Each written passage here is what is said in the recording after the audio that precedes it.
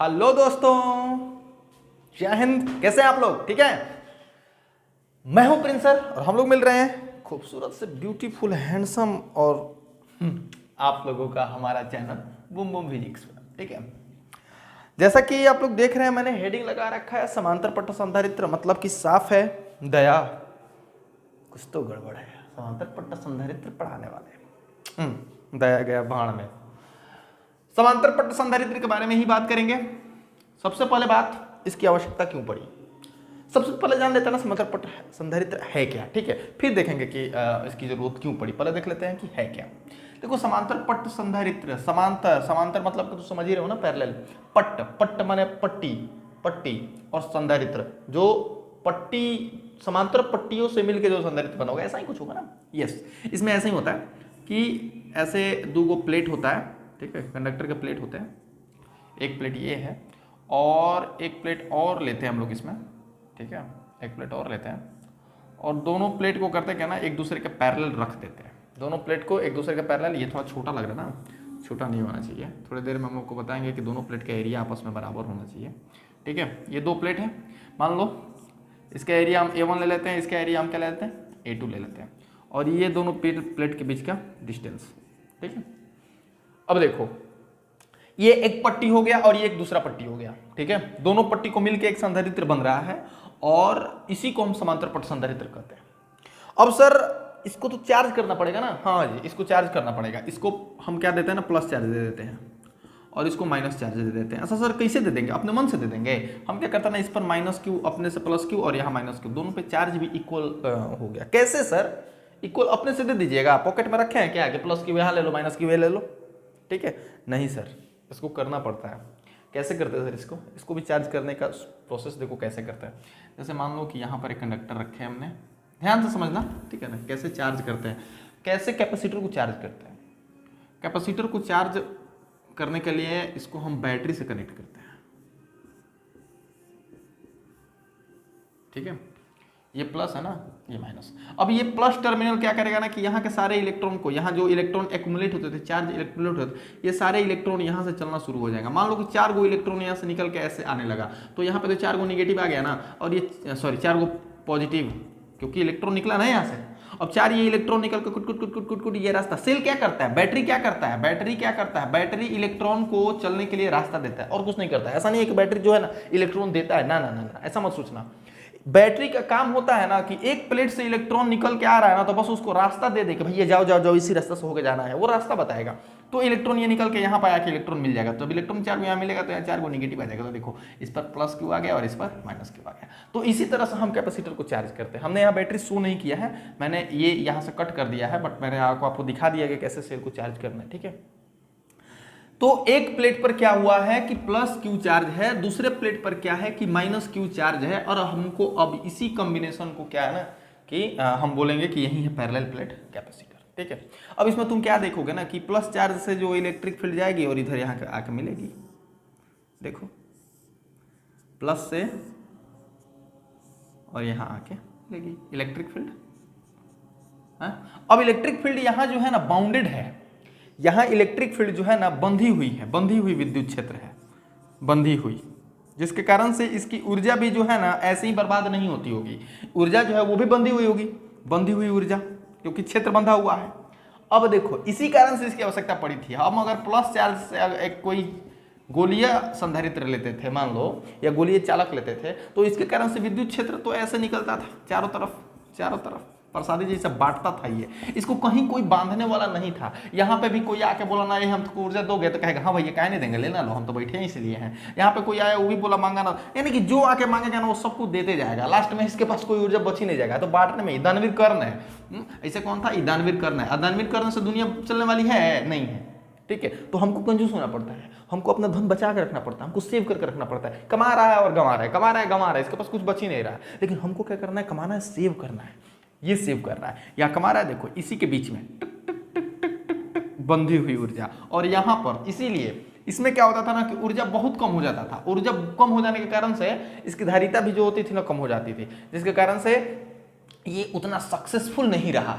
इसीलिए हमको अब अल्टरनेट व्यवस्था के बारे में सोचना पड़ा कि अरे अरे हर जगह ईसा से काम तो चलेगा नहीं, हमको ऐसा करना पड़ेगा ना जो ऊर्जा बचा के रखे। तो ऊर्जा बचा के ये रख रहा था क्योंकि दोनों प्लेट के बीच में ऊर्जा जो था ना बच के रहता था। ठीक है, यही है हमारा क्यों जरूरत पड़ा, समझ में आ गया आपको। इसीलिए ताकि ऊर्जा को बचाया जा सके। सवाल अगर आपसे पूछे कि गोलीय संधारित्र या गोलीय चालक पर ऊर्जा देना या गोलीय चालक सक्सेसफुल क्यों नहीं रहा, तो आप बोलोगे कि गोलीय चालक सक्सेसफुल इसलिए नहीं रहा क्योंकि उसमें वैद्युत ऊर्जा जो होता था वो बंधा हुआ नहीं होता था, खुला होता था और हर जगह वो डिस्ट्रीब्यूटेड, मतलब कि एक डिस्ट्रीब्यूटेड इलेक्ट्रिक फील्ड था, डिस्ट्रीब्यूटेड इलेक्ट्रिकल एनर्जी था, बटा हुआ था, हर जगह दान करते रहता था। ठीक है, बट यहाँ पर जो है ना बाउंडेड है, यहाँ पर जो बंधा हुआ है।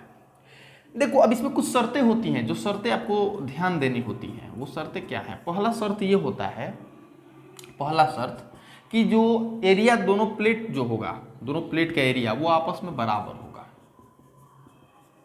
दोनों प्लेट का एरिया आपस में क्या होगा? बराबर होगा। जो भी समांतर पट संधारित्र आप ले रहे हो उसमें दो प्लेट लेते हो, एक प्लेट और सामने दूसरा प्लेट, दोनों प्लेट के क्षेत्रफल जो होना चाहिए वो क्या होना चाहिए? बराबर होना चाहिए। मान लेते हैं दोनों प्लेट का एरिया जो है ना ए के बराबर है। ठीक है, दूसरा जो शर्त था इसका बबुआ वो ये था कि इसके बीच का जो डिस्टेंस डी है, डी बहुत बहुत छोटा होना चाहिए, बहुत बहुत छोटा होना चाहिए। इतना छोटा ना कि मत पूछो। हम इसको कंपैरिजन में ऐसे लिख सकते हैं कि ए जो होना चाहिए, डी जो होना चाहिए वो एरिया ए से बहुत बहुत छोटा होना चाहिए। यानी कि मान लो इतना बड़ा, इतना बड़ा, इतना बड़ा, ऐसे देखो तो बहुत प्लेट एरिया तो बहुत बड़ा हो गया। अब यहाँ पे एक हम क्या करते हैं ना, एक चींटी को रख देते हैं या फिर कोई एक ऐसा चीज रख। अब चींटी यहाँ करके यहाँ देखेगी ना तो इसका दूसरा एंड दिखेगा, इसको नहीं दिखेगा, इधर भी दूसरा एंड दिखेगा, नहीं दिखेगा। इसको ऐसा लगेगा ना कि प्लेट जो है ना इनफाइनाइट लंबा है, इतना कम है ये डिस्टेंस। ये जैसे राउडी राठौड़ सिनेमा देखे हो, राउडी राठौड़ सिनेमा जब देखोगे ना वो अक्षय कुमार वाला, तो उसमें एक गुंडा का बड़ा मस्त मोटा सा भाई रहता है, उस अलग गुफा में रहता है, गुफा की तरफ रहता है, नहीं रहता है वो क्या होता है ना, बड़ा चट्टान पहाड़ ऐसे भी होता है, बड़ा चट्टान, अरे बीच में लास्ट में जो गुंडा गुंडी बोल रहे हैं वो जो, तो ऐसा ही पहाड़ बीच में ये खंडहर रहता है। तो यहाँ पे आके फंस जाएगा आदमी, तो उसको ना ही इसकी ऊंचाई देखेगा ना इसकी, इतना ना खंडहर है, वो विलेन यहीं पे मरता है, वो मोटा सा गुंडा जो होता है, और ये अक्षय कुमार जो गुंडा है उसके साथ उसमें गुंडी भी चीता करती है। हाँ, तो इसी तरह का होना चाहिए। ये वाला डिस्टेंस इसके कंपेरिजन में बहुत छोटा हो जाना चाहिए, तभी सक्सेसफुल रहेगा, तभी काम करेगा, उसका कैपेसिटेंस इंक्रीज करेगा, धीरे धीरे समझ और ज़्यादा आएगा कि क्यों ऐसा होता है। चलिए फिर, तो ये दो शर्तें हो गई, ठीक है ना। अब तो समझ में आ गया ना आपको। सवाल है कि सर समांतर पट संधारित्र को परिभाषित कैसे करेंगे, तो ये भी तुम लिख सकते हो। यहाँ से हम परिभाषा भी तुमको दिखा देते हैं, ले लो परिभाषा देख लो। जब दो समान क्षेत्रफल की धातु की प्लेटें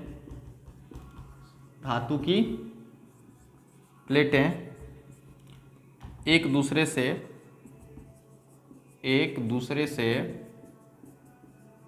कुछ दूरी पर रखी जाती हैं,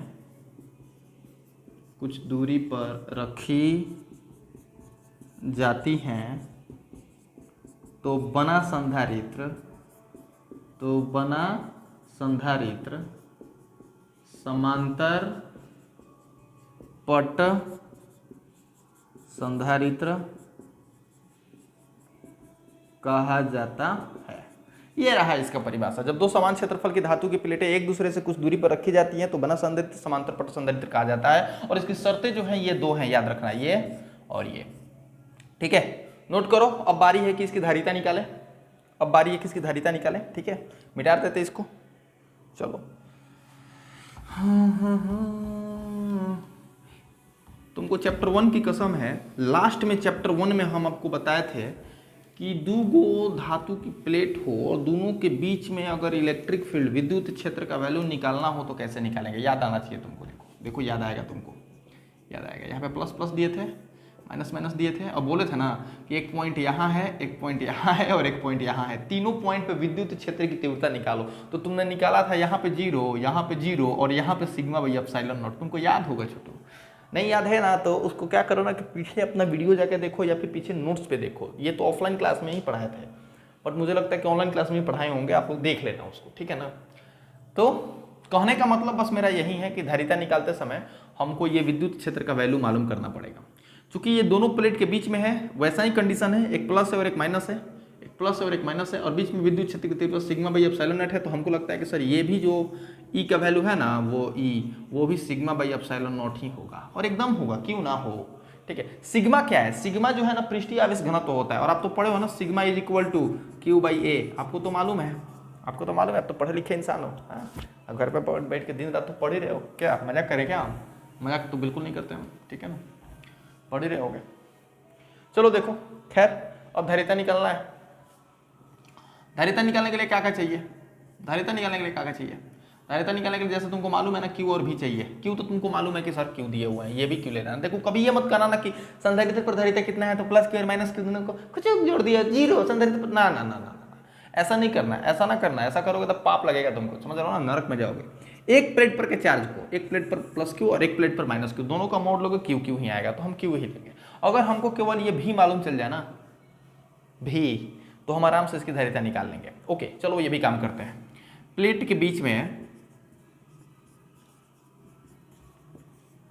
प्लेट के बीच में विद्युत क्षेत्र निकालो। ई बराबर, जैसा कि तुमको मालूम है हाँ, एक और चीज तुमको मालूम है, सिग्मा बराबर क्यू बाई, लगे हाथ ये भी लिख ही डालो, ठीक है ना, लगे हाथ ये भी लिख ही डालो। तो देखो ऐसा कुछ आया। अब जब तुम्हारे पास विद्युत क्षेत्र की तीव्रता है, और विद्युत क्षेत्र की तीव्रता कितने डिस्टेंस तक है, डी डिस्टेंस तक है, तो अब यहां से विद्युत विभव तुम आसानी से निकाल सकते हो। विद्युत विभव तुम आसानी से निकाल सकते हो। तुमको मालूम है कि v बराबर जो होता है ई इंटू डिस्टेंस होता है, ई इंटू एल हम लोग पढ़े हैं, बट यहाँ एल की जगह पे डी है, तो हम डी, जितना डिस्टेंस तक, देखो कभी भी तुमको विभव का मान निकालना हो तो विद्युत क्षेत्र की तीव्रता ले लो, और विद्युत क्षेत्र की तीव्रता कितनी दूरी तक है वो ले लो, वो दूरी दोनों में गुणा कर दो। तो देखो यहाँ पर ई है और कितनी दूरी तक है, डी दूरी तक है, दोनों में गुणा कर दिया हमने, तो v बराबर आ गया ई की जगह पे इतना Q by epsilon not a और इंटू डी। ये देखो भी का मान आ गया। तुमको तो मालूम है ना कि सी निकालना है, सी के लिए क्यू बाई भी चाहिए, आ जाओ, क्यू और भी के जगह पे ये पूरा चीज Q D by epsilon naught है, Q D by epsilon naught है, कुछ ठीक है। अब देखो ये एप्सिलॉन नॉट ऊपर चला जाएगा,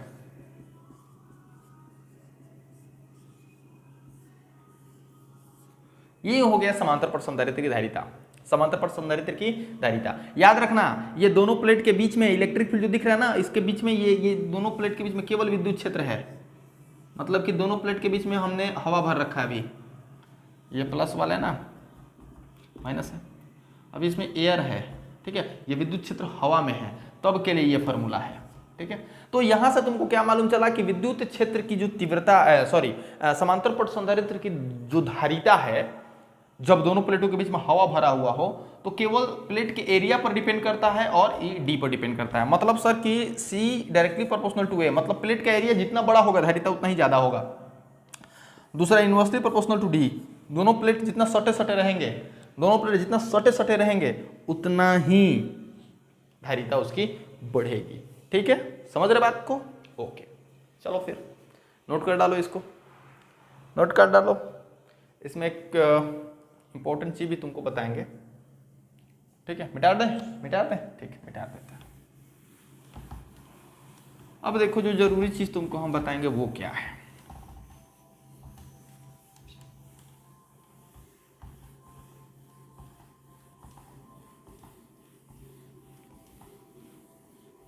जरूरी चीज क्या है, देखो एक याद रखना कि कभी भी काम अगर निकालना हो, वर्क, तो तुमको मालूम है ना चेंज इन पोटेंशियल एनर्जी होता है, यानी कि स्थितिज ऊर्जा में परिवर्तन। तुमको तो फर्स्ट ईयर में पढ़ाए थे हम, तो बोल सकते हो कि यू एफ माइनस यू आई, हम इसको के एफ माइनस के आई भी पढ़े हैं, चेंज इन काइनेटिक एनर्जी, कार्य ऊर्जा प्रमेय, याद रखना ये वाली चीज। ये मतलब अंतिम ऊर्जा माइनस प्रारंभिक ऊर्जा, दोनों ऊर्जा का अंतर जो होता है ना कार्य देता है, सिंपल सी बात है, ये तो 11th से ही जानते हैं हम लोग। इसी पे क्वेश्चन कराएंगे आपको हम, एक क्वेश्चन अच्छा सा क्वेश्चन है।